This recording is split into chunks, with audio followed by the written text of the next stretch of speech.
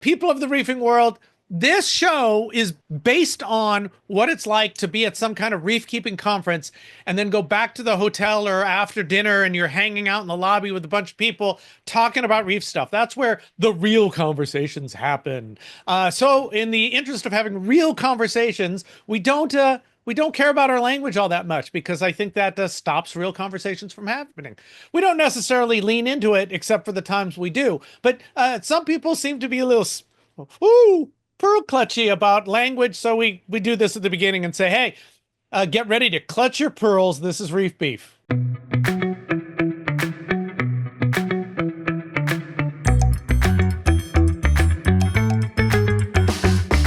My name is Richard.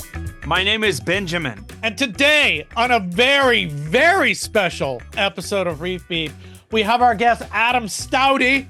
Staude. And we're going to talk about Rich getting palytoxin poisoning. We're going to talk about spiked F-aptasia. We're going to talk about cleaning your lines and even more than that, and what's going on in Adam's tank and why. So, this episode is what, Ben? This show is brought to you because of saltwateraquarium.com, Champion Lighting and Supply, and powered by PolypLab. And to billboard this right after the top, at the end of the show, Ben is going to shave his chest live, recorded live on air. This is Reef Beef. Adam. Richard. Welcome to the show. Happy to be here. So glad to have you here. Adam is a beefer and friend, and so we've been talking for 15 years since we started Reef Beef. So when Adam comes on the show, he's another host. So he's there, and we'll get to some of Adam's stuff. But Adam, feel free to chime in anytime with anything you have to chime in about. Benjamin. Richard, man. What's going on? What do you got to say before we get into meat? Man, all sorts of crazy things. I took over a new account that has a hydros on it. So I'd been wanting to and meaning to work with a hydros, and it's got one on it. So we already had an issue because I want to make a plea to other companies out here that do maintenance. When you're setting up someone's hydros or Apex, set the whole thing up under the client's name, and then give yourself permissions. So what this company did was put it under their name and then give the client permission.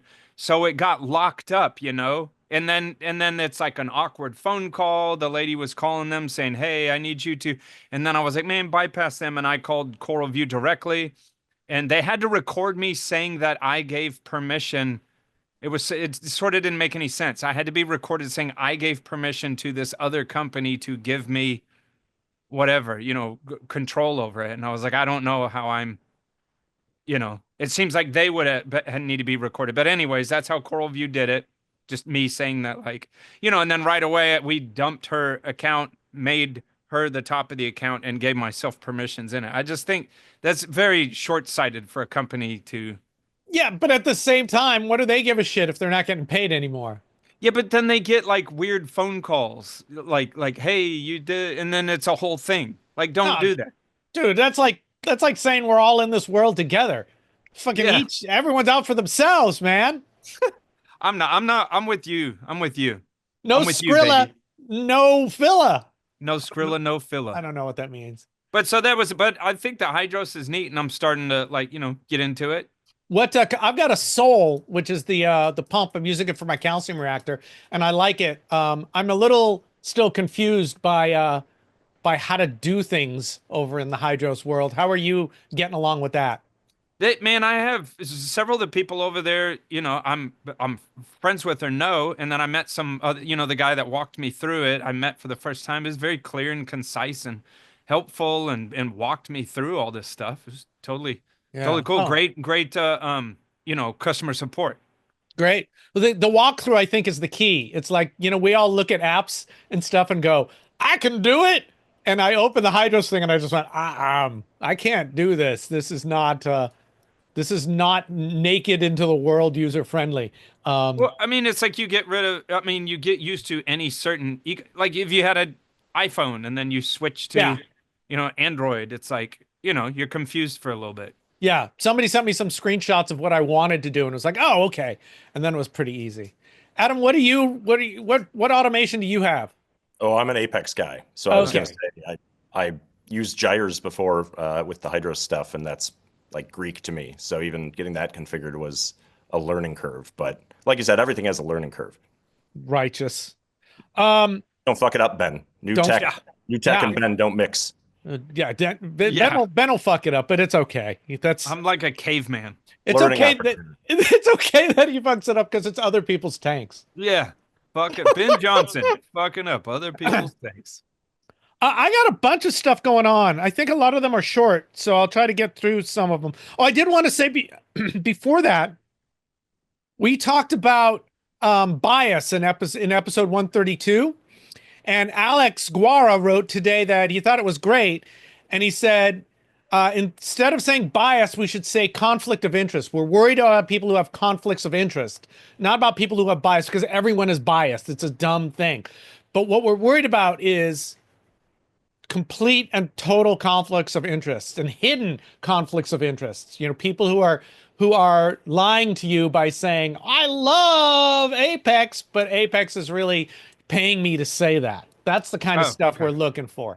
And I think that's probably right. That or marketing masquerading as science.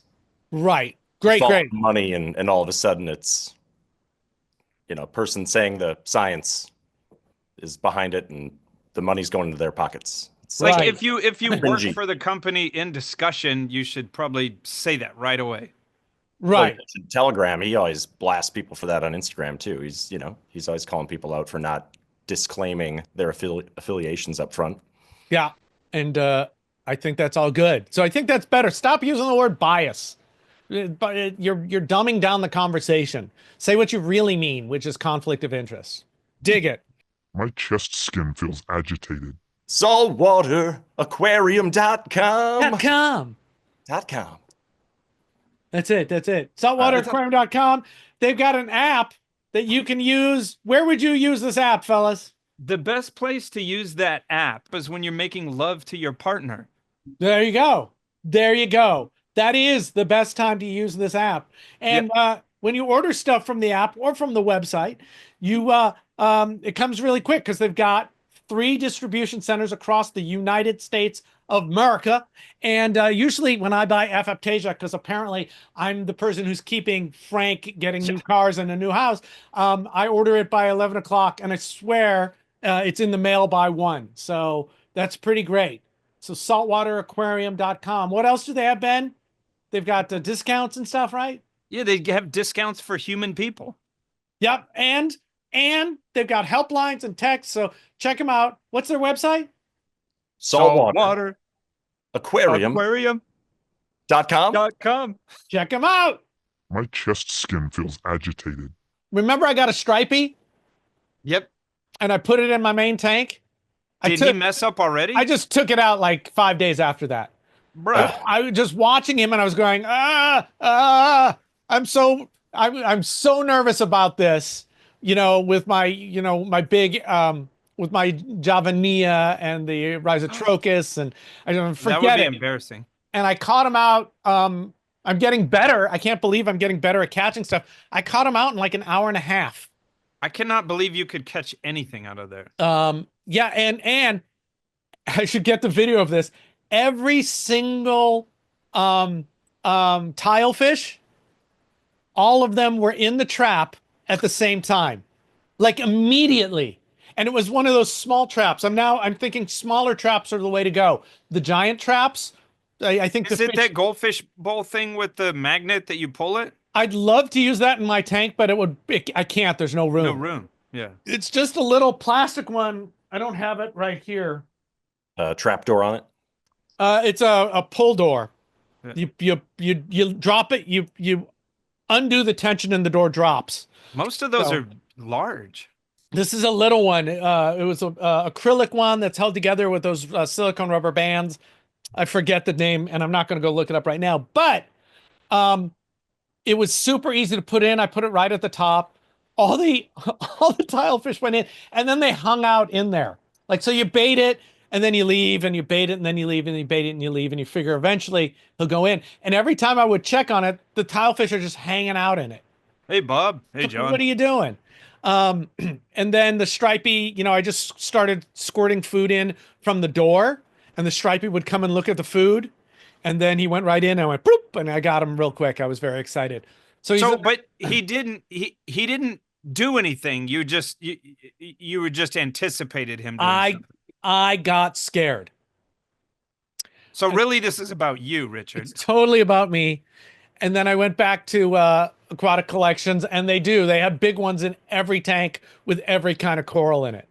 Well, there's a local. Well, actually, you guys know Luca. Luca's got two stripeys that I put my name on, and then you scared me off, Rich. So we'll see. But he's got them in an LPS flat, and he says they're fine. So yeah.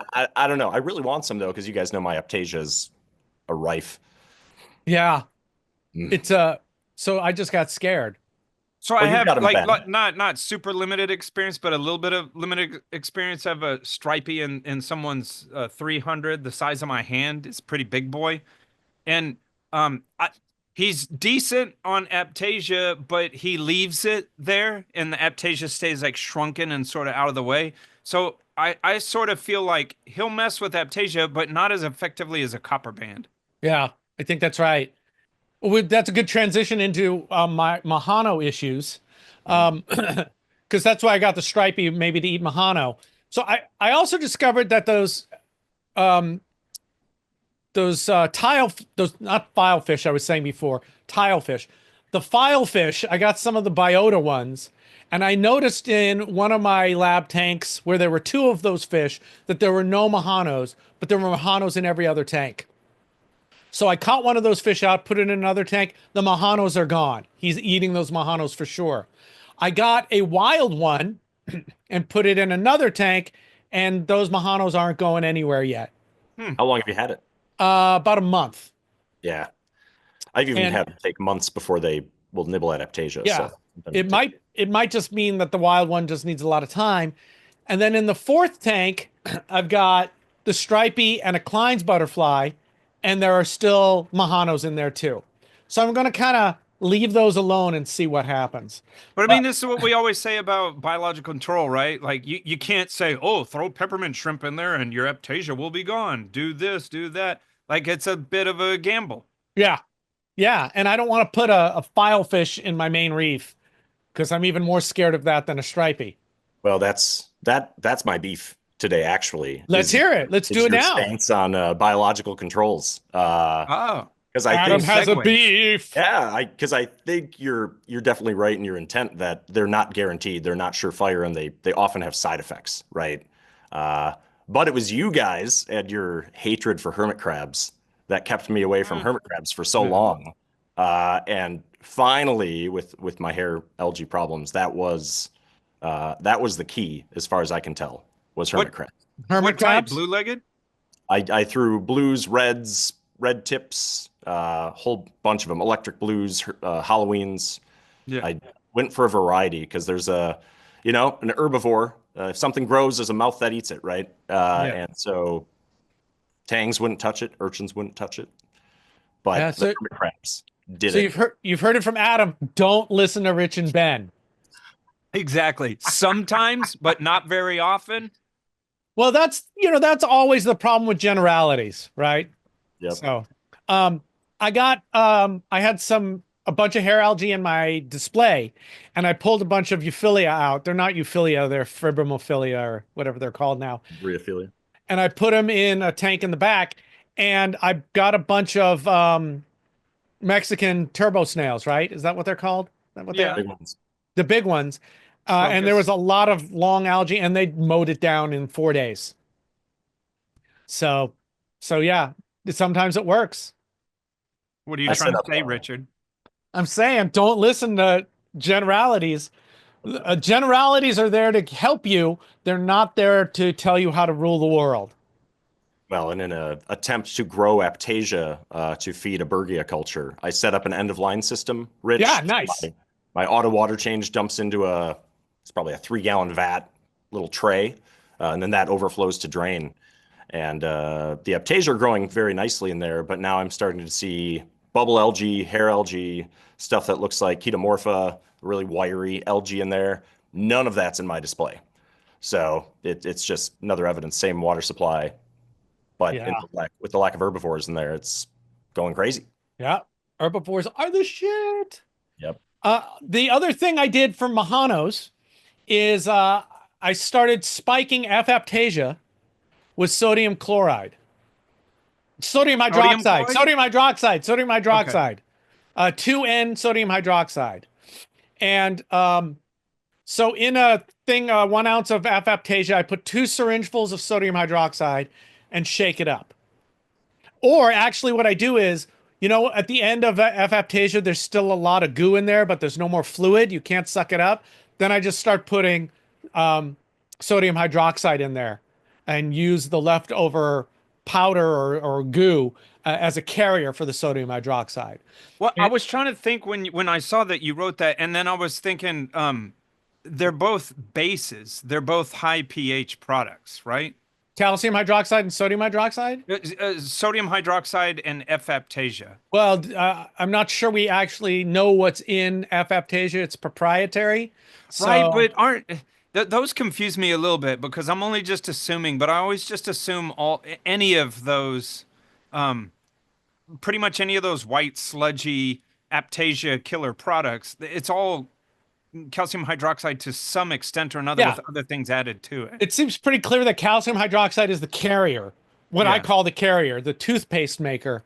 But what the other things are, I don't know. I mean, in my experience, F-aptasia works way better than that other one that I haven't used in years. I can't even remember the name. It just Aptasia X. Aptasia X. That's the Red Sea one. Thank you. It just was not effective. Well, it's the caking mechanism that makes it really nice. Yeah. It takes over and seals over whatever you're killing. Yeah, and I assume that that's the calcium hydroxide. Because the Aptasia X would cake over as well, but it wouldn't kill as well. And straight up calcium hydroxide cakes over as well, but doesn't kill as well, in my experience. And so the F-aptasia works really well. I started spiking it, and I think it works even better. So what I did was I took a long, do I have it right here? I took a long, like I got some 10-inch syringe tips that are just open. I guess you can use them for like basting food and stuff, or, you know, they're not sharp, so you can't inject with them. Yeah. They're not needles. They're just long, thin tubes that go right onto your syringe, and you can bend them, which is fucking great. You can't bend them a lot. You know, you got to be gentle with the bending. But so for the front of my tank where I've got to get up, I've got to get under and around stuff, it's great. And I use that spiked F-aptasia, and it seems to really do the trick, not just on Majanos. And on the display, I went through and wiped out so many Majanos, and they are fucking gone. G-O-N, umlaut, gone. You don't no put E necessary. Yeah, gone. Yeah. Staude. And I also used it back here, and I did some tests with it. Gone. And I also I got pally poisoning, but we'll get into that in a second. I used them on pallies that I've had in the big tank and also back here. Gone. You know, just gone. So I think that's a great way to get rid of pallies. But I'm just wondering if they're gone. They're gone. So I'm pretty thrilled with it. You know, it's a mine story. Oh, remind me to talk about mine stories. It's a mine story, and a mine story isn't, we'll get to it, but it's just because I can't prove it. But it makes sense. There was definitely, I did it and there was an effect, and it seems pretty clear that that was the effect. And it's a better effect than I've had with F-aptasia alone or sodium hydroxide alone. So let us know what you think in the comments or on the Discord. Because boy, oh boy, you know, I've been dealing with Majano forever, and wow, it really seems to have done a job. And now, like a couple that I can't reach, I go in with the laser, and instead of trying to laser a whole group, I'm just lasering 3 or 4, and the laser seems very effective on that. Wait, did the laser ever really work that well on Majanos, or in the long term, did you find that it just created more? No. So in this anemone tank I had about, in this cube here, I don't think anybody's seen yet, I had like 6 or 7 Majanos in it. And I did 2 treatments with the laser and they're gone. You know, I think the thing with the laser is you overuse it and then it's not, if you've got a lot to do, you move from thing to thing too quickly. You don't chart enough. And as it heats up, it becomes less effective. So I only use it for 10 minutes, a minute, minute and a half on each Majano, and they're gone. Gone. I guess gone is the name of the episode. Yesterday is gone. Like Yesterday's gone. Majano is gone. Majano is gone. Oh, wait, that's a Just start lasering in Majano. That's a nuke them till they glow. My chest skin feels agitated. Champion Lighting and Supply.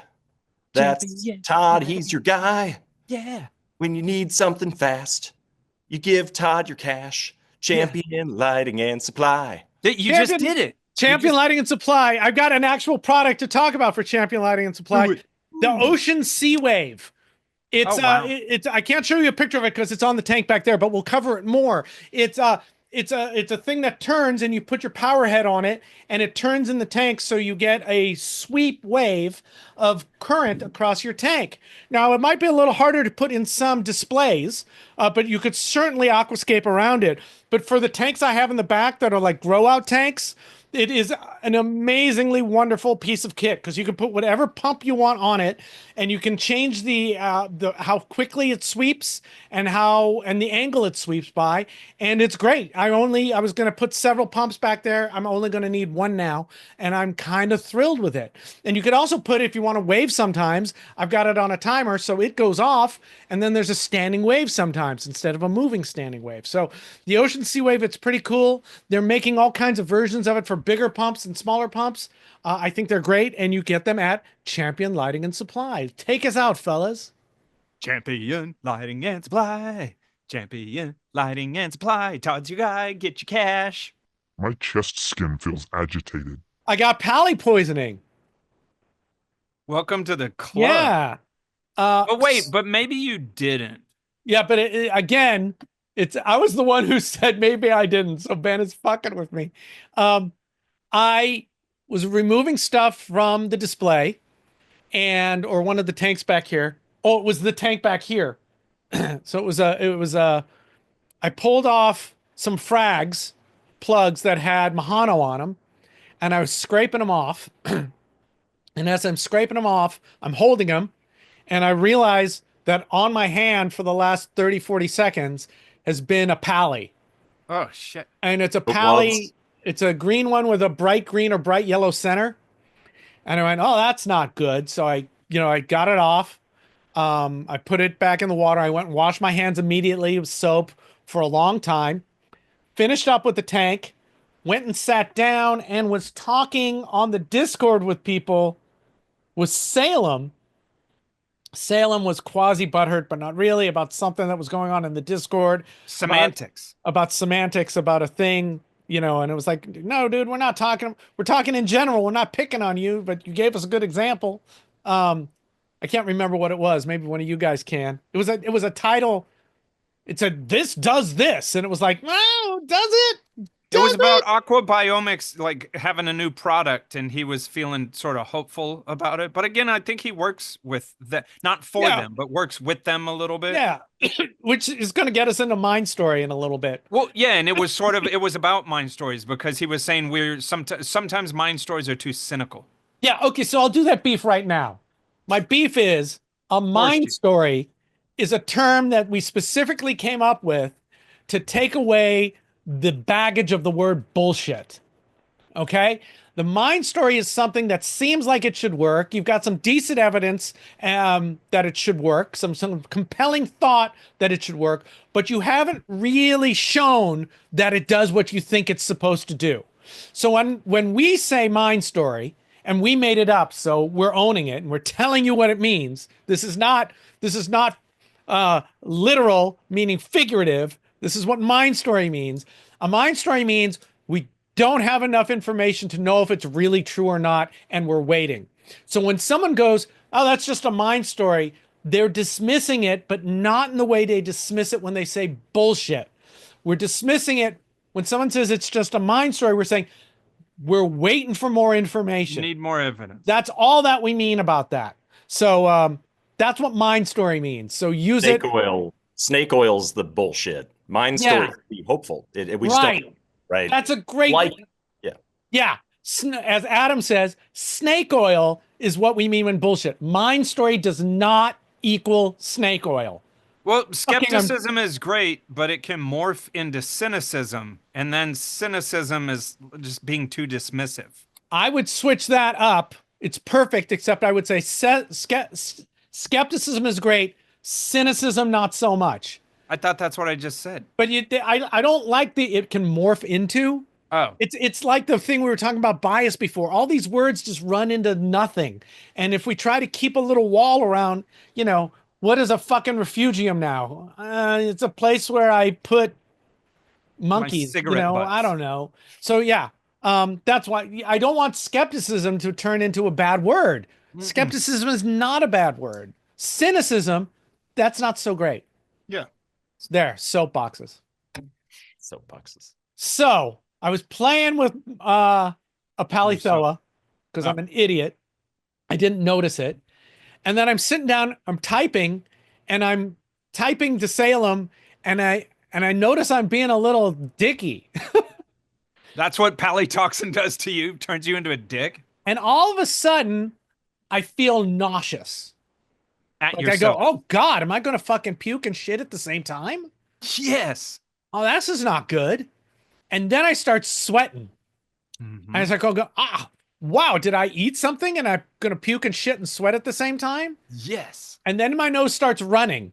Wow. This is all within 5 minutes. Did your eye twitch? No, my eyes didn't twitch. Oh, then and I went, oh fuck, I had my hand on a pally. It was out of the water and it was on my hand. Oh fuck. And so I went and I drank some soda and ate a Tums. And I washed my hands again and I jumped in the shower and I blew my nose and I leaned your wiener. Took a quick, it was a quick shower, and then I went and sat back down and it was gone. So it lasted about 10 minutes. That would have been, if it was, it was extremely light. Yeah, extremely you got light. off easy, pal. I went and told my wife, I said, hey, I'm experiencing this Palytoxin. Or no, I said it's gone now, so we should be good. And she kept checking in on me, and I was like, "Did you research Palytoxin?" She says, "Of course I researched Palytoxin. It doesn't look like you're having any organ failure or anything, so you're good." You just look at someone and like, man, your kidneys look great. So that's why I'm killing all the Palys every time I see them now. It's not worth it. I don't want that ever again. If I just got brushed by it, that was enough. I don't need any more than that. And if you spiked apoptosis them, not a million at a time, just in case, it seems to be a decent way. And then I also closed the door to the lab, put an exhaust fan on, and went out. And killed your neighbors. And killed my neighbors. Because I thought, why not take this little extra precaution? But they say dilution is the solution to Palytoxin. Yeah. Right. So get a blood transfusion immediately, and a saliva transfusion, and a fecal transfer. Don't forget about semen. What? Don't forget about semen. Oh, wow. Concentrates itself in the seminal vesicles. Yeah. So you need a dock with a non-poisoned individual. Yeah, and also you need an egg transfer if you have eggs. Yeah. Well, there's a whole lot more to think about it than I realized. So yeah. Anyway, get rid of your fucking pallies. Yeah. And wear carefully. For fuck's sake, Richard. Wear gloves. Yeah. And like a whole body condom. I wasn't wearing gloves because I was also pulling algae. And I find when I'm wearing gloves, I can't get a handle on the algae. Yes. But that seems, but yes, wear gloves. I got to say. Like you didn't have any open hatchet wounds on your hands or something. Yeah, I did have a little cut actually. So I 'Cause was he's a cutter. totally, I was like, that's why it all seems to lay in, except for the length of time I was in distress with symptoms. It seems like Palytoxin. So, but that's enough for me to go on Majano Pally Jihad, and it's like, no, really, I want them gone. I don't want to ever see them again. Ugh. So there you go. That's what I got. Well, we love kicking on the Pally dead horse. Yeah, Yeah. but you know, I keep seeing fucking people saying, you know, I've never gotten Palytoxin. I still see them in stores. I used to put them in my urethra, and it's all fine, you know. And it's like, it's so stupid, right? It's like, well, I don't wear a seatbelt, and I never got ejected from the car in an accident. Yeah, it's okay until it's not. And it's even worse because you could build a sensitivity to it. Oh, Jelly yeah. keepers are fine for a year or two with moon jellies and upside down jellies, and then often they start having reactions to them. Your body goes, oh, now I'm sensitive. So if Palytoxin is like that, which it could be, because a lot of us have not had sensitivity, and then all of a sudden we do. You know, this idea of, you know, that I fucking rub them in my eyes and I've not died yet. Dude, Asking for it. It's dumb. It's as dumb as the people who are like, you know, who are not trained and are keeping, you know, rattlesnakes. It's just, what are you doing? There's so many other snakes. Now, that said, go for it, man. Keep a rattlesnake. Do it. Do it. My chest skin feels agitated. PolypLab! PolypLab! When you got a lab and you're looking for polyps, get a hold of PolypLab. Yeah. PolypLab does not actually sell polyps. They sell things to help your polyps. And Ben, what's your favorite thing for PolypLab at this time of day? I cannot get enough of Genesis blocks. I think that they're the bee's knees. It's a bio block, but it's made out of harder materials that doesn't crumble in a smaller form factor, and I can move them around tank to tank. I don't even think about using a bottle of whatever bacteria anymore. I just move Genesis blocks around. That's my new title. Right? And Adam, what happened to you with Genesis blocks? Yeah, I actually had Rich send me in the mail a seasoned Genesis block that I really think helped seed my tank with healthy tank bacteria from Rich's system and helped me get on the right path. So love Genesis blocks myself. There we go. Genesis box from PolypLab. PolypLab. My chest skin feels agitated. Hey, Ben, before we get to Adam, you had something about cleaning some lines. Okay. So I dose, I'm a major doser. Okay. So I like to dose Tropic Marin all for Reef. This could also work for people that do things like ESV or whatever company's other 2-parts. So I find, I'm a maintenance guy, so I find that, you know, when I first set up all these dosers, you feel like, oh, I can kind of sort of ignore these for a while. And I have found by having so many dosers out there that me ignoring them largely for a while did not help me at all. Because when Tropic Marin keeps well, but when it sits around, and any of these products I suppose can, but I've had some containers sort of scale a little bit and the lines scale a little bit. So when you completely ignore it, you know, I found out like, oh yeah, the thing's dosing, and I'd go look and like the Khmer would be, the dosing line would be like clogged. So even if it wasn't not dosing, I'm sure it was not dosing what I was telling it to. So I sort of thought about that, and I was like, man, this could be a pain in the ass. What do I do about this? And I always have a jug of DWV, which distilled white vinegar. What percentage? Well, just like a jug from the grocery store. Okay. So that's, I'm not sure, not some strong percentage, but okay, great. I'm going to look that percentage up while and you're talking. not cleaning vinegar. It's the same vinegar you would buy for, you know, food that's on the food aisle. But of course, get distilled white vinegar because I don't want any sort of weird additives. It's not, you know, apple cider vinegar or something weird like that. It's just plain distilled white vinegar. And so as a personal experiment, I started carrying that jug around. And when I go into a tank, start cleaning, the first thing I do is pull my line from the AFR. And like on the conveyor, it has you can manually preset, I want it to dose 20 mils or 50 mils or whatever the hell I want it to do. Now, the reason I felt like doing this too would be a positive thing is because distilled white vinegar is not a bad thing to add into a reef tank. Dr. Craig Bingman had told us that it can be used as straight as coral food. Corals can absorb them. Now, you know, which corals and how much and so on and so forth. The other thing is it can be a bacterial food as well. But, things from like Salem and other people have said like, looking at bacteria is like, in distilled white vinegar, feeding them is like throwing hamburgers in a cage. But like, are these good people you're feeding or are these bad people you're feeding? So there's some consideration there. But the part that got me to not give too much of a shit about that is because I'm only running a certain amount through it, not some major massive amount, just enough to clear the lines, Yeah. Just carbon dosing. Just carbon dosing Yeah. a little bit. And also too, I think with carbon dosing is more important, like the consistency of you carbon dosing, whereas this is just something I'm doing maybe once a month or every other month. So the consistency isn't even there.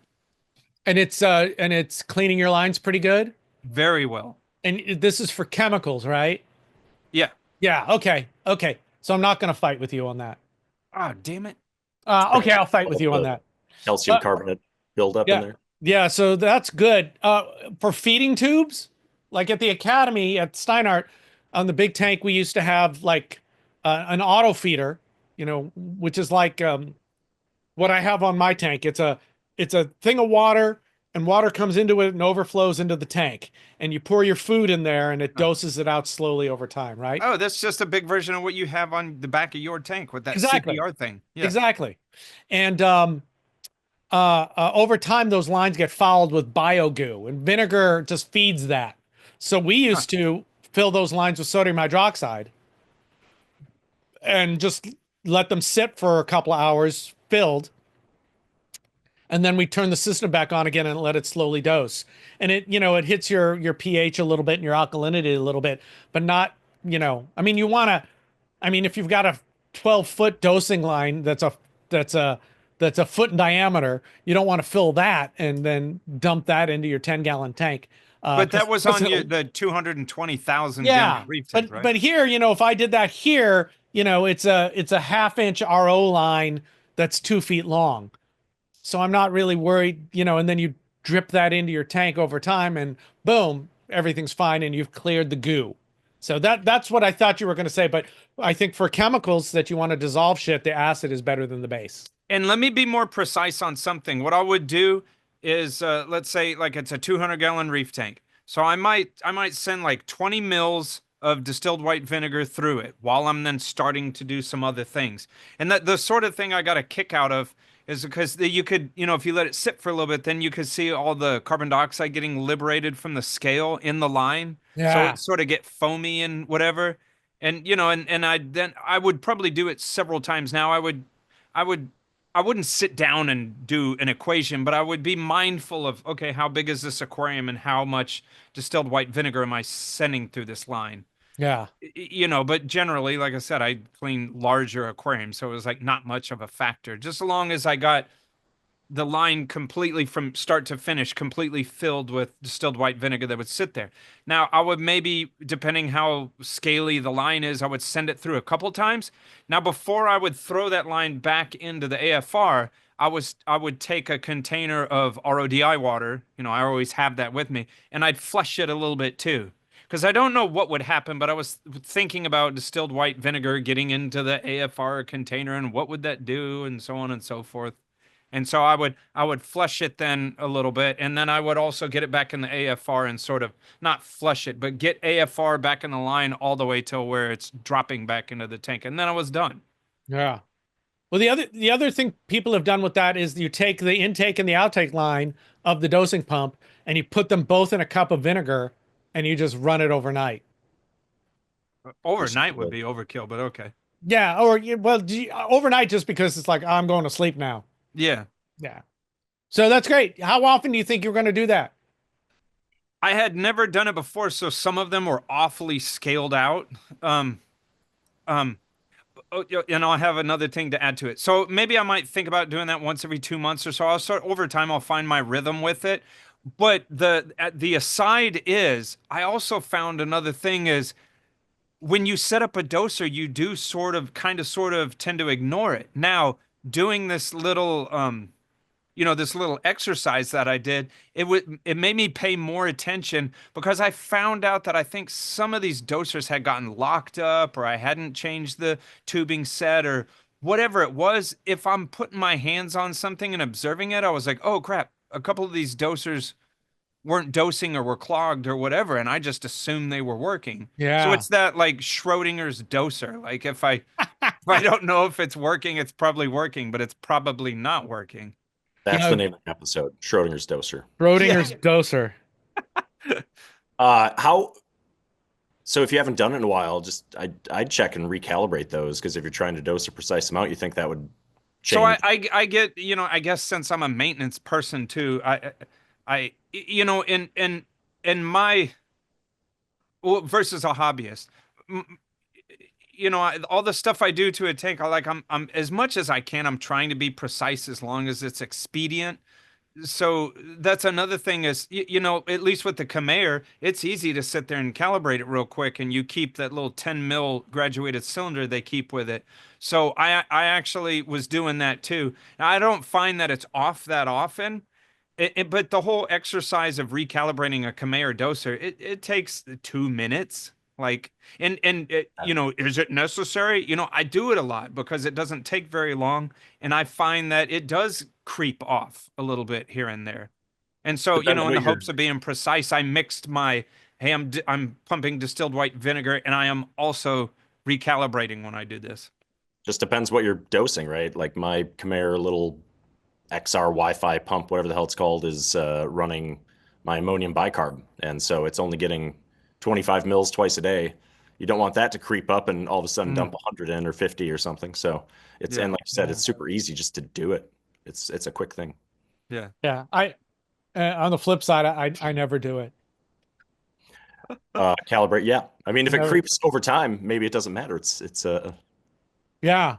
It's I'm always looking for major changes, but if it's going to swing 5 or 10 mil, the way I'm dosing, I don't care. I think it's fun. Just depends. Depends what you're doing. Yeah, don't reef the way I do, unless you're gonna do it the way I do it. Well, also, if a thing you're doing for your tank is something that you have zero joy in, you're probably not going to do it, or you're going to do it badly. Yeah, it's I'll talk about this at Reef Stock. In my talk there. I'm doing a talk at Reef Stock, and Ben and I are doing a session in the speaker's room at Reef Stock. A session. But in my reef recipe talk, I'll talk about, how and why, what am I trying to do by not calibrating? Why am I not calibrating, Rich? Why is Rich not calibrating? Why does Rich not care about calibrating? You're such a contrarian. Because it's all relative, Rich. It is. If you're dosing calc and your alkalinity is going lower, add more calc. Right. Yeah. Oh, I just stole your thunder. Your speech is over. Yeah, it is sort of 6 in one, half dozen the other. You're doing everything for an effect. So I'm watching the effects, and I'm not trying to dose a lot of anything. So suck it. Don't go to Reef Stock. Yeah. Adam just told you everything. Just remain ignorant. My chest skin feels agitated. Hey, beefers, and anybody else, not only do we love you and thank you for your support, it means the world. I mean, even Adam was on the show today, and hearing Adam saying that stuff that we talked about and helped him with made his reefing better and more enjoyable is really fulfilling. It's really great. But we're not gonna stroke you guys, all of you, that much today. But we're gonna tell you of an opportunity. There's a new reef show. It's called Reef Retreat. It's in Rhode Island at Roger Williams University, June 6th through 8th this year. There's only like 150 people who can attend it completely this year. You can go to reefretreat.org. The tickets should be available to purchase now as you're watching this. And I think it's going to be cool. It's like all the nerdy, awesome in stuff that was at MACNA without the trade show or the sales. So it's really just, I mean, in my brain, it's an extended Reef Beef hangout the whole weekend. And we've got sponsors and speakers, and it's going to be really great. Check it out on at reefretreat.org. Don't go to reefretreat.com. That's something else. But reefretreat.org, you can get the rooms can all be single. It's staying at the dorms, so it's like a retreat, but they're really nice dorms and really good food. The price is inclusive. Check it out. Ben, are you going? I am indeed going. Adam, are you going? That's right after I turn 50. Fantastic. For your birthday. It's also Sanjay's birthday that weekend. Adam, are you going? Well, now I'm even more sad I'm not going. I wanted to make it so badly, but I have vacation booked, so I'll be doing some scuba diving in the Caribbean and peer pressure. Just scuba dive up to Rhode Island. I think that is fair. I think that is a good reason not to be there. But if you want, we can live stream you in for a couple of things while you're on your trip. So check it out. We think it's going to be great, and I think next year it's going to be bigger because I think it's going to be really good. It's already working out. So thanks, Beefers. It was Andy Ryan got the idea from watching Reef Beef when we were talking about the demise of MACNA, and he said, I can do a show, and there it is. So put your money where your mouth is. We'll see you on the flippity dip. My chest skin feels agitated. Oh, I got it. We have a new section. Pro tip. Pro tip. Pro tip. Just the tip. Pro tip. Just the tip. Wow, that's not where I thought it was going, but I should have known. That's me. Pro tip has got tip versus amateur tip. Amateur tip. Amateur tip. Just does whatever a pro tip does. Yeah, they're the same. Both the tips. This one's pro. This one's am. Look out! Here comes a tip from Rich. Yeah. Rich tip. I changed on the spawning rack in the back room here. Not the spawning rack, the where I raised the spawn, not the lab tanks, the room behind that. Nursery. The nursery. I pulled the plastic bins I'd been using and put in glass tanks. Oh yeah. I ended up putting in 40 breeders. And are we sure we haven't talked about this? It feels like I talked about this. We said something about 40 breeders. Anyway, the pro tip is when drilling tanks, two things you don't do. First one is don't be in a hurry, right? Don't be drunk. Because if you're in a hurry, it's a pain in the ass. If you're not in a hurry, it's the easiest fucking thing in the world because you're just grinding the glass. You're not actually drilling it. So if you go slow and support the drill, you won't break anything. If you're going fast and not supporting the drill, you're going to break everything. Ask me how I know. But it's also one of those things, if you've never done it before, Richard, how do you know? Because I was in a hurry and I broke a tank. Well, but you know, but you know this, what I'm saying, you let the drill's own pressure do it. You don't push on it. Yes, but I was, you can push in the middle of the grinding. You can't push at the end. Wait, what are we talking about? Yeah, you know what we're talking about. Yeah. Your mom knows. He's sitting on a drill when he's drilling a tank. And so I broke a tank. So I was going to get these tanks and I was so excited. I was going to get them from Aquatic Collection. And it was like $125 a tank. And they couldn't get them from Central. So I got them from... So Carson goes, I hate to say it, but check Petco. So I go to Petco and they've got them, but they're on sale. So I got them for $60 each. Yeah. So I was like, woo-hoo-hoo. And then I break the first. They tend to be a little thinner, but that's the same tank. Really? Exactly the same tank. Whatever happened to that $1 a gallon sale? They do that PetSmart. That's PetSmart. And they still do that? Is that not a thing of the past? No, I think they do it once in a while, but who do we know who's going to fucking those stores looking for tanks? You know, It's only like when somebody goes, hey, they're having that sale. And you go, hey, I happen to need a tank. Yeah. You go and get it. So they happen to be on sale. So I was all excited. I got them half price. And then I was like, shit, I got one half price. And then the other pro am tip, is if your drill is going backwards where you're drilling a tank, you're going to break the tank too. Ask me how I know. Richard, how do you know? I was drilling my tank and it turned out and it broke. And I was like, what the fuck did that happen? And then I looked and realized that I had it on backwards. Oh, so wait, this is one of those things my grandmother taught me that sometimes you get stuff for cheap, but it doesn't end up being cheap. So you broke the fucking tanks. So any, you know, Dude. Broke 2 tanks. So that's my pro tip. Go slow, double check your drill, plenty of water, easy peasy. lemon squeezy. Don't check, don't go slow, don't go water. It's not good. Don't be drunk. Well, while you're drilling your tanks. Yeah. Adam, Richard.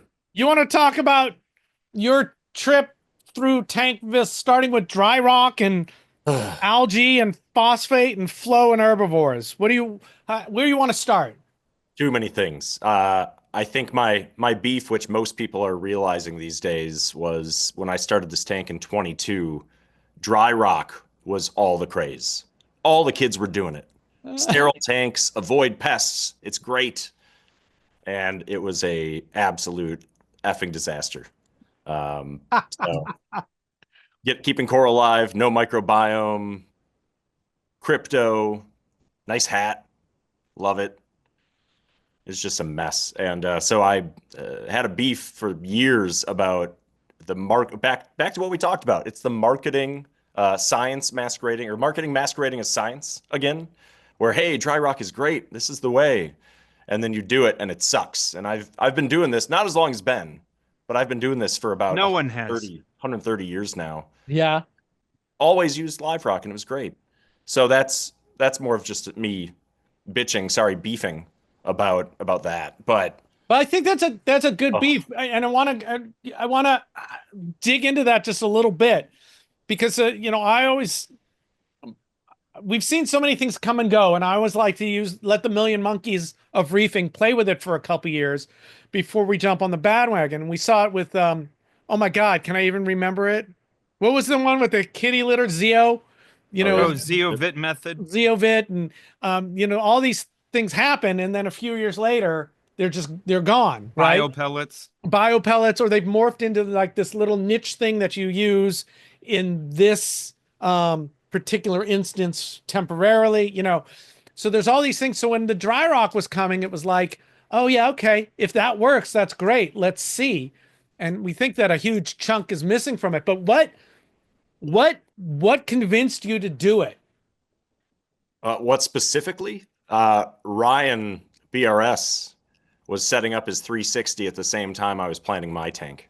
Okay. So watching those videos and following along was the convincing, right? And that was before you guys, and that was that back to that marketing of, hey, check this out, it looks so good, and the aquascapes, the negative space aquascapes of that were going around, right? So all that stuff just seemed like the dream. And they were and people were presenting it like, no, this totally works. Yep. And have that healthy skepticism I now have today to question it and stick to what worked for me in the past a little more. Now, with that said, nothing wrong with dry rock as a tool, using some of it, but all of it in a sterile environment obviously did not lead to positive outcomes. Okay. Yeah. We recommend, what I mean by live rock, we don't mean wild live rock. We just mean seeded substrate, seeded, mature substrate that's got good bacterial stuff on it. We assume from a tank that is doing well. You put a bunch of that in your tank as well with dry rock and let that spread, and you should be okay. But especially if it sounds like you went the whole way with like, let's keep it all sterile and not introduce anything we don't want, which also means you don't introduce anything you do want. Well, I was trying to keep Aptasia out, and one of the first pieces of life in there was an Aptasia, and I still don't know how that got in. It was live sand, Carib Sea live sand, wet in a bag, and dry rock that I cemented together. And I still ended up with Aptasia basically from day one.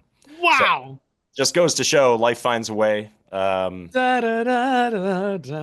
And what I mean, I'm really not saying be lazy about it, but I'm just saying like just trying to avoid aptasia. Like just again, it's gonna happen. it's going to happen, guaranteed. I didn't even put any, any rock in there of any kind from a different tank. I had put fish in, and maybe there was a piece of aptasia in the water, or a clownfish On the had fish. swallowed a tentacle of aptasia. I don't even know. I don't Or even there know. was one on the fish. That happens.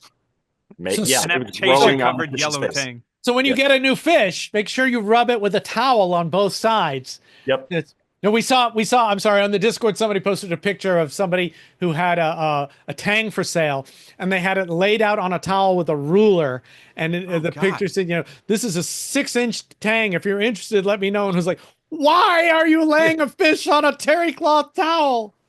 Ugh. Give it a month, and I might be interested. Now, as part of my quarantine procedure, I just dip the fish in sodium hydroxide to make Yes, sure and then lay it on a towel for a week. Yeah, You, yeah, just let it dry out. Yeah, and you can also put hot glue on their gill plates and their mouth to protect their gills from the sodium hydroxide. Yes. This is all we're kidding. We're so Fictitious. kidding. Absolutely kidding. Well, one of the things that turned it around biology-wise, Rich, you sent me one of those PolypLab media blocks. And You were the first person I sent one to.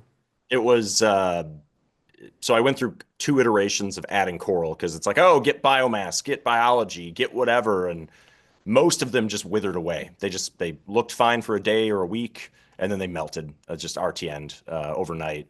And it's like, what the heck is going on here? And Wow.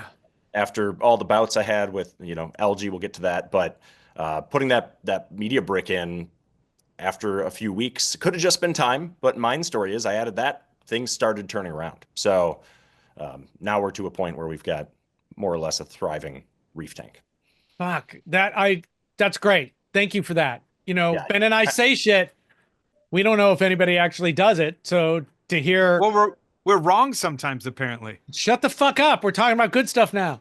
Yeah. Well, I have to buy more of those blocks too, and throw more Genesis blocks in there from either saltwateraquarium.com or Champion Lighting and Supply. Hey, because they're try that. great. Try that rack, Adam. Yeah. Like I took a while to finally get one, and they sent one to me. But it holds them to where both long surfaces can get flow through it. Where I was just sort of laying them down in a sump. So I was thinking, it would make it, Well, Yeah. I love helping new people in the hobby too. It's always nice. You've got a friend or a colleague that wants to set up a tank. So just having some of those ready to go and seasoned, I think is what I'll use them for, because I don't necessarily need more surface area. But yeah, I thought that's great. I'm writing down because I need to get a couple more, move some into the back. the third 40 breeder you put in there. The fourth. because of broken. Yeah, no, I bought 2 and then I broke 2. Petco loves you. So I bought 4. Yeah, got it. And I had to go to a different Petco to get the last one because Because they were laughing at you. I bought them all at the Petco near my house. Wow. Ugh. All right. So and then so great. So then you got everything going, and then you had cyano. No, No, that's me. Yeah. Oh, well, I've had cyano. I still have cyano, right? It's never really gone, but it's not covering everything, right? But no, I ended up with this this crazy hair algae that would blow in the breeze, and it almost was like a softer looking bryopsis. Yeah, just like that. Ben's doing it. And it would get 4-6 inches long and just kind of wave around in there. And I was manually pulling it out, trying to ride it out. I added all the tangs. I added the urchins. I added the snails. I even tried a sea hare or 2, and it just nothing. And my nutrients were 0-0, right? Because it was just getting nitrate and phosphate were getting sucked right up. And the coral started to pale out because the algae was just eating everything too fast, absorbing the nutrients too fast. And finally, I was like, Ben, I'm at wit's end. And Ben's like, just fluke it. Just fluke it. So, I know I hate, but I feel comfortable, reserving those things for. Well, I'm the one that told you to do the sea hare as well. Yeah, try that first. Yeah. Yeah, he wouldn't eat it. He wouldn't touch it. I actually, I'm not sure why, but he conspired to make me look like a fool. Did you try Mexican turbos? oh yeah. And Yep. nothing. Nothing. Maybe that time of year thing matters. I don't know. Yeah, maybe, I don't know. So it was, I basically fought this stuff for 6 to 8 months, was siphoning it out, vacuuming it out, and added all the herbivores I could, um, except hermit crabs, and then decided to fluconazole it and just did a double dose so my tank's about 350, 400 gallons. I did 700 some gallon worth dose of fluconazole, and over 3 weeks it all melted. And that's where this kind of is multifaceted, because evidence again that phosphate doesn't matter too much. But my phosphate hit 7.7 ppm in the aftermath of the death of all the algae that had been sequestering it this whole time. 7.7. 7.7. That's high. Yeah, yeah. I sent in an ICP test just to verify, and it came back in parts per billion, and it was like 7,700 parts per billion or 77,000 parts per billion, whatever it was. It just came back parts. Yeah. Yeah, I was Solid like, well, phosphate. so much phosphorus converted to phosphate. So that was fun, and surprisingly, so many things lived. So I've just kind of get a beef of all the people freaking out about phosphorus and nitrate in their tanks, phosphate and nitrate, because why? And I know, Rich, you've preached that, been on that soapbox forever. But I can say at 7.7, most Acropora die. I had two that made it, but Okay, several I can died. see that. But 7.7, that's high. Very high. Yeah. So, I think the highest I got was like 2. oh yeah. Well, the Meg was fine. The Montes were fine. The Euphilia or Fimbriophilia were fine. So things were fine. But Yeah. then again, so lanthanum started bringing that down, drew that down fairly slowly over several months. But then the algae started growing back.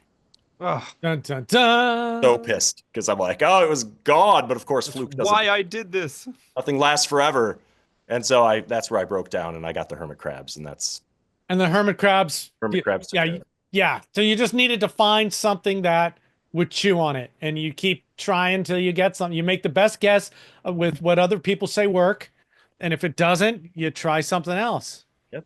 And now I'm rocking a healthy 1 ppm or lower phosphate, and coral are growing. Walt and Bill are happy. Everybody's doing their thing. So, Well, Adam, let me ask you, like, once you got rid of of course, the algae sucking up all nutrients was pissing off the corals. And then, and then they released everything. So there would have been a transition period for the corals, but you're finding now that shit's just growing faster. Yeah, shit's growing great.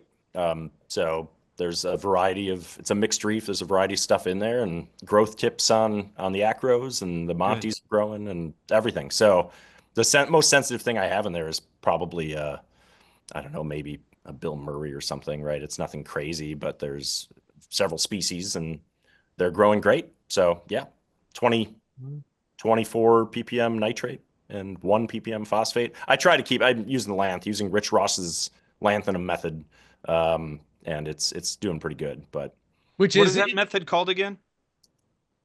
The Rich Ross lanthanum chloride reef beef phosphate elimination method. Yes, yeah, it's like management. Yeah. Management. School of management. Into the skimmer.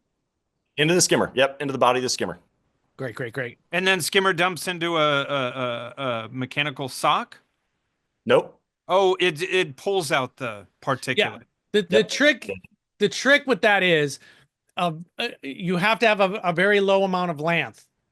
So you're not trying to crash your phosphate. You're trying to bring it down slowly. This is another calibration kind of thing that I don't care about. So right now I'm dosing 550 mil a day or something like that, but I don't care. I'm just watching the PO4, and if that's going up, I add a little bit more, or I mix it a little stronger, or I bring it down. So I'm not, what you want to do is you want the lanthanum to go into the skimmer and react with the phosphate that's in the skimmer body, and have that precipitate get skimmed out before you add more length. If you add more length than you have phosphate, then it's going to go out into your tank, or it's going to bind to something else. So you want enough. So if you want it to be localized. Yeah. And if you're not in a hurry, you slowly play with it until it gets you what you want. But if you see, if you see it plating out on your pump or plating out on the tank or plating out on your fish's gills, you've clearly gone too far. Well, So- it's easy enough to calibrate. You start small. You test your phosphate every week, and you see how it goes, right? Yeah. And, same time of day. It's pretty easy. But I just use a dose and 24/7 trickles it in. Yeah. Yeah. Also helps to keep the line from clogging too, because that'll cake on the end of the line you're dosing it in with. You got to keep that. Very cool. But yeah, so and like I said earlier, the end of line system that doesn't have the herbivores has algae galore. So, clearly something's eating something. Well, now you could really play with herbivores now in that end of line system tank and drop 2 of this in and see if it has an effect. And if it doesn't, take them out and drop something else in and see what actually ends up eating it. But to a certain degree, that end of the line tank is acting like a ATS or refugium, and I wouldn't mind it growing in there. No, I just well, that's easy enough to scrape it out and throw it away. Yeah. Yeah. But I mean, it's not doing anything for the system because that's that true. water, it's not going Dumpster back drain. to the system. Yep. Yeah, that's true. Hey, Adam, what size is your tank? And tell us about flow, because I know we talked about flow once, and that was an exciting discussion, if I remember correctly. Yeah, and I too subscribe to the Rich Ross reefing method. Rich Ross reef beef reefing. Yeah, I just want to say Adam is the best guest ever. Triple RBM. Thank you, Rich. We need an acronym for that. RRRRR. Okay. R. Like a Triple RBM. otter over there. Yeah, so it's a 310. It's 7 feet by 30 inches by 30 inches. And having never done a larger system before, flow was a very unknown thing to me. Smaller tanks, throw power heads in, good to go. But Rich, you had suggested, I think what clicked for me when you said it was get all the water moving in the same direction at a time, like at once. So 4 MP40s on the ends, and it does kind of a gyre motion one way for several hours, and then they reverse and they go the other way for several hours, and then they all turn on for a little bit and blast flow and then repeat. And so that, even though it's a 7-foot long tank, the push pull from the front and the back of those MP40s was enough to really, you can notice it with the mag blowing in the breeze once again, and all the polyps start moving around. So that was a huge win, I think, for, I won't call it cheap flow, but I did not end up having to buy a whole bunch of MP60s or other power heads in there to make it happen. Right. Yeah. So that's great. You get them working with each other to get the whole mass of water moving. If the whole mass of water isn't moving, you've got dead spots. Yep. And if you can spin it opposite ways and then have a chaotic time as well, then you're really kind of getting to everything. That's great. That's great. I'm so glad that all helped out. What advice would you give to a new reefer based on your journey? What advice would I give to, oh my Lord, so much advice to a new reefer. But you had 4 sentences. 4 sentences. I think sentences, because that's all they're going to hear from you. Seed the tank with live rock of some kind is number 1. Add stuff slowly is number 2, because we all know nothing good happens fast in this hobby. And take away slowly. And take away, change slowly. There we go. Slow change is good change. Adam's list. Not Ben's. Not Ben's list. It's 3. Ben's list. 3? I don't know, 3. I think that's good enough. Okay. Just say some other words. Just go slow, guys. Go slow. I think you had an episode called that. Go slow. Just go slow. Just go slow. And play with it was another one. Really it. And then the typical, just play with it. So perverted. Typical, just research shit before you buy it. Don't go into a fish store and just, that's pretty, get me that. Although I think most LFSs, at least around me, have gotten pretty good about asking what you're trying to do and not just handing you a fish. But yeah, sure, that's not everybody. At the very least, when you're in the store, if you're looking at something you don't know what it is, look it up on your phone. Yeah, right. Yeah, but people buy it, take it home, and then look it up. It's don't do that. Yeah. Don't do that. Yeah, and I think thing 4 is you need to keep your phosphates below 0.01 or things will die. And also use as much Milwaukee products as possible. That's right. I do not represent nor speak on behalf of Milwaukee Tool in any way, shape, or form. I have so many pack outs now. They're so good. They're so good. The drawers are so good. You probably didn't use a Milwaukee drill. That's why you broke all those tanks. Uh, I did not use a Milwaukee drill, but I have a 12-volt Milwaukee drill that I used when I was doing deck work that would make the countersink hole. So I had two drills, and the best one that we had two. We went out and bought two Milwaukee 12 volts for the countersinks. It was great. Are you trying to imply, Adam, that Richard is like a Ryobi type of fella? No, DeWalt, bitch. Whoa, whoa. Although, You can't be- Oh, he's gonna pull out his Black and Decker Ooh. Reef tank powered by Black and Decker. Sears Craftsman.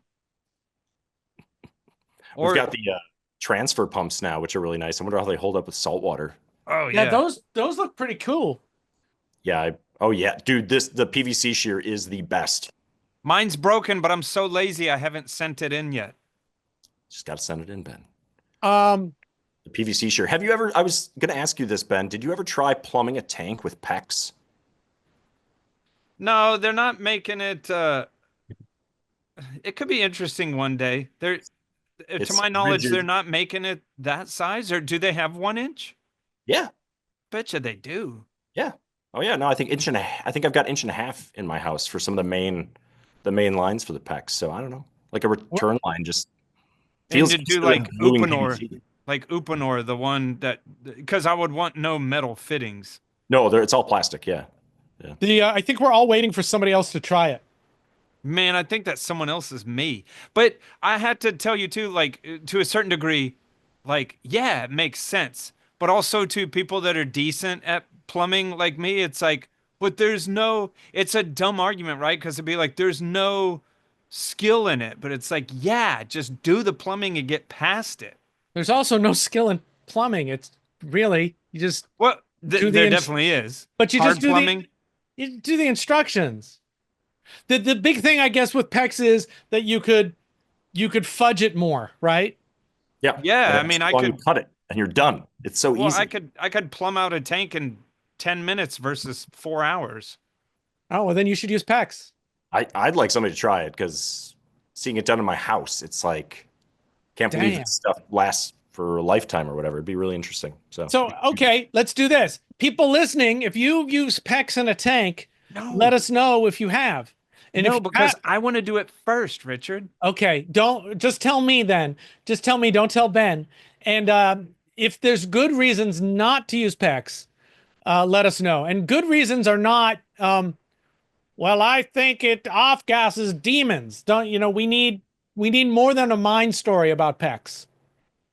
It's demons. Yeah, people say that about every, oh, well, PVC, you should, it off gases VOCs. It's like, yeah, but Some we old all- guy out there doing copper tubing. This is how it's done. don't use Christie's red hot blue glue or everything will die. Shut up. It ain't Christian. My 5th tip for new reefers is plumb with copper tubing. Plumb with copper tubing. That's right.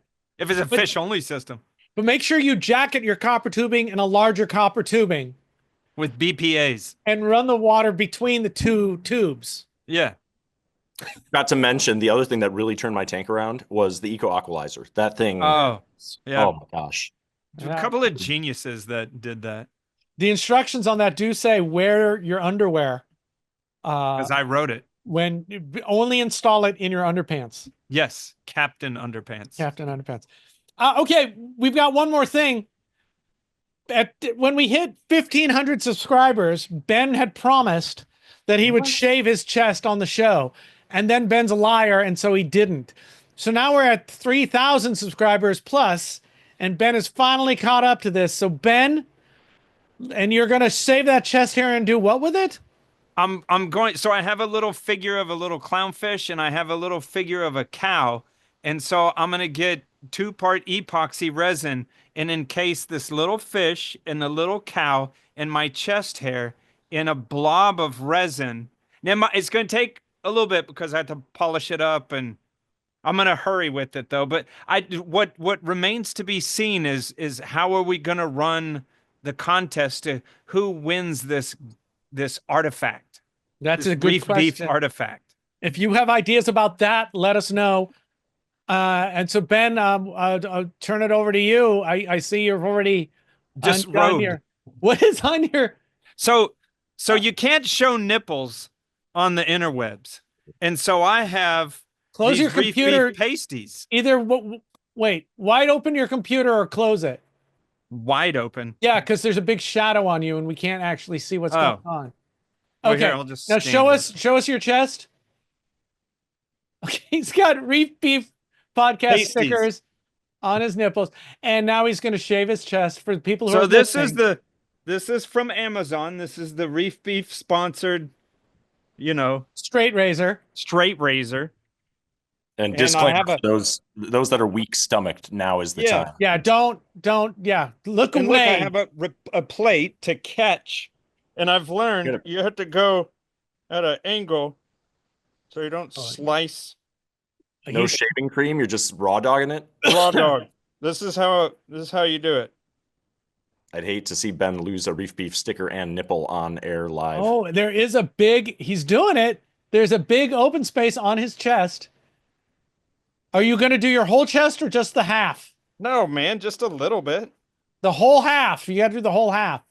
The whole. I can't, man. Oh, God, you made me blow it up onto the floor. Okay, no more. You got to do the other side now. I'm not ambidextrous. Don't blow it off this time, because then you got to shave somewhere else. Boy, that was very unfortunate. This isn't easy. This is awesome. This is dangerous. Painful to watch. Here you go. Okay, I'm going to stop there, but I'll get some more later because I'm just trying to make a weird little. Yeah, this is all weird, but just some. Let's see your chest. We got to. You'll collect that hair off the ground. Oh, but yeah, the right side of his chest is definitely shaven. And he's, what do I say if my wife walks in here? you say, "Hey, baby, How you doing? this is what you always wanted." I even get some belly hair. I love he's like, "No, I'm not going to shave the whole thing," and then he's just gone insane. Well, once you I'm start, very- you can't stop. It's I'm uneven. very scared of my nipples. This is dangerous. You got to do it at an angle. How dull is that thing? I have it came with a strop, but I didn't strop it just because Right. I like. So let's see the plate. The plate has hair on it. There's definitely hair on the plate, and let's see your chest one more time. Seriously, brother? Look at that. Yeah, look at that. So beefers, you didn't ask for it until he offered it, and then you said you wanted it, and now we've got it. Congratulations. Always imagine, the more serious people like watching this and watching us talk about lanthanum chloride, and then my jackass stands up. I'm like freaking shaving. Awesome. Yeah, but then people check out. This is what happens at 134 episodes. Yes. Look at High that. quality beef right here. Look at Oh, that. look Don't at that. don't blow on that hair. All right. So my guess is we're going to have to get Ben to actually put that stuff in epoxy on the show because he won't do it otherwise. And then we'll figure out what to do with the epoxy artifact that Ben makes. So funny. You got to put a little reef beef sticker in it too. Oh, don't add to the complexity. The more you add to the complexity, the less likely this is to. Just lay the sticker in. It'd be easy. Okay. Yeah, but I was talking about something that's like this big. You're talking about. No, look at your nipple. I own it. How big is that sticker? About the size of 2 pepperonis. Which is about the size of the shape that you made with your hands a minute ago when you said, "This is how big I want the thing to be." Yeah, like that. Yeah. You see what I work with here? That's about the size of 3 standard eggs. Yeah, there was no way you could put a reef beef sticker in there. You'd have to make it 2 feet long. We'd have to shrink it. I mean, if you have a cube of lucite with chest hair, a fish, and a cow, do you really need to be notified that it's reef beef? Yes. Okay. Yeah, 100%. Adam? Otherwise, it's just fish beef. Yeah, otherwise it's just this weird thing with hair and a cow. Branding, my friend. Adam, Yes. you any last words for this episode? Other than because I had to watch Ben shave his chest, I don't think I want to participate in whatever competition you're coming up with. I was all on board until I saw it in person. Now I'm scarred for life. Right on. Okay, Please well, don't judge Adam by being here. let us thank Adam Staude for being on the show. It was super fun to have you. And we need to thank our sponsors, who are, Ben? Saltwateraquarium.com. Champion Lighting and Supply. Powered by PolypLab. Powered by PolypLab. Thank you for watching. And remember, history is made at night and character is what you are in the dark. This has been Reef.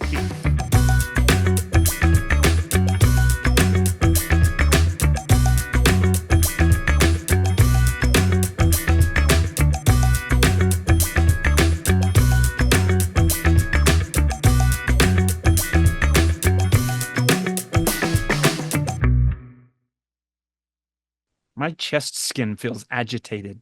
I'm sure it does. You didn't use it. Yeah, because you never know when stupid shit's going to go down. I'm down with that. At what point should I shave my chest? We're getting to that. Hold on. Just fucking relax, Ben. Does that have anything to do with when they drop that beat? Yes, sir. I'm trying to think, when is the right time for us to shave you? The right time is the night time. I'm sorry. You come next time. Ben, are you drinking the concoction?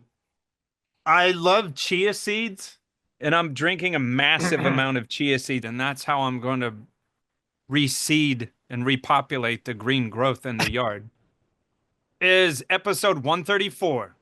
And it's what else about that, Ben, that we do at the beginning of every show at the end of the intro? Oh, I know. This is some sort of reef beef dance. The Reef Beef Dance.